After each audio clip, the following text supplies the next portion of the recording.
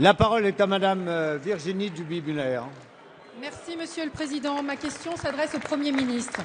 Sur le déficit, la croissance, le chômage, vous n'avez tenu aucun de vos engagements.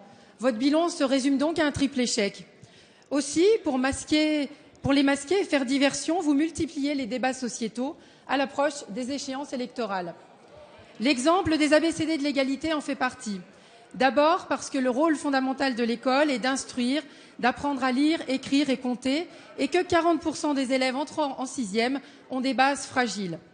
Si des rumeurs ont été lancées sur ces programmes expérimentaux, les inquiétudes des parents n'en demeurent pas moins illégitimes. Je tiens à rappeler les propos de Madame Vallaud-Belkacem dans le journal 20 minutes en 2011, ou l'amendement d'une collègue le 19 mars sur l'éducation à l'égalité de genre. Cet amendement, adopté en première lecture à l'Assemblée nationale, avait été supprimé par le Sénat. Enfin, je voudrais citer la déclaration de la présidente du mouvement des jeunes socialistes le 1er février. Oui, le genre, ça existe, et nous allons l'enseigner dans les écoles. Au fond, la vocation de ce programme n'est donc pas de défendre l'égalité homme-femme, mais bien de prétendre que les différences biologiques n'ont aucune importance. Or, l'éducation à l'égalité doit reconnaître la différence sexuée et l'altérité. Égalité ne veut pas dire neutralité. Égalité ne veut pas dire indifférenciation des sexes. Les griefs de la proposition de résolution signée par 75 députés UMP demandant la création d'une commission d'enquête sur l'introduction et la diffusion de la théorie du gender en France, que j'avais déposée le 7 décembre 2012 avec mon collègue Xavier Breton, est donc fondée. Monsieur le Premier ministre, pourquoi nier que vous vous inspirez de cette théorie sous couvert d'égalité? Merci. La parole est à Monsieur Vincent Peillon, ministre de l'Éducation nationale. Monsieur le Président, Mesdames et Messieurs les députés, Madame la députée, je partage beaucoup des points de vue que vous avez pu énoncer, en particulier le premier qui est au cœur de l'action de ce gouvernement. L'école, elle est là pour apprendre à lire, écrire, compter et permettre l'insertion professionnelle et la transmission des valeurs de la République aux élèves.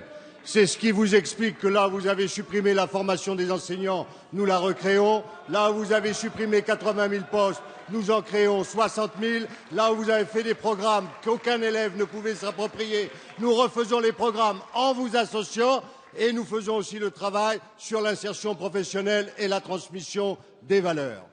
Il y a un deuxième sujet dans votre question que je partage aussi. Nous sommes ici et nous souhaitons associer les parents à l'éducation des enfants avec l'éducation nationale, comme les collectivités locales et comme nous le faisons dans toutes les réformes que nous conduisons. Nous pensons en particulier que parmi les valeurs de la République, il y a l'égalité entre les femmes et les hommes. Et c'est pourquoi, dans la continuité de ce qui se faisait, nous avons développé ce programme qui porte uniquement sur le respect et l'égalité entre les filles et les garçons, et uniquement sur ce programme et pas du tout sur la théorie du genre. Je tiens à vous dire que les associations de parents d'élèves, y compris la PEP, ont été en permanence consultées et ont donné leur accord, et elles ont exprimé la semaine dernière leur soutien. Cela ne peut se faire que dans le dialogue. Cela est dans l'intérêt des élèves qui ont besoin de repères. Nous avons besoin d'être unis pour donner aux maîtres et à l'école de l'autorité. Cessez donc de vouloir entretenir des fictions, de propager des rumeurs. Et si cette éducation avait été mise en place, alors peut-être y aurait-il plus de députés et eux sur les bancs de l'UMP.